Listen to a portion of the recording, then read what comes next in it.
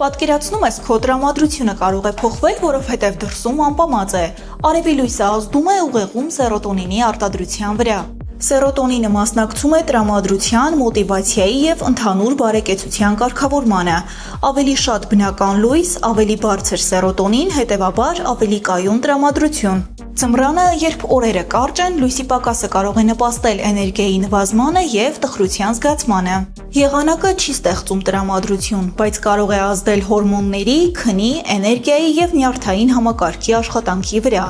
Կա մի վիճակ, որը կոչվում է սեզոնային աֆեկտիվ խանգարում։ Այն առավել հաճախ առաջանում է աշուն-ձմեռ սեզոնին լույսի պակասի պատճառով։ Այսինքն, վատ տրամադրությունը միայն հոգեբանական չէ, այն կարող է ունենալ նաև կենսաբանական հիմք։ Հնարավոր է քո ուղեղը պարզապես սպասում է գարնանը։ Դու ես ձմռանը ուրիշ մարդ դառնում։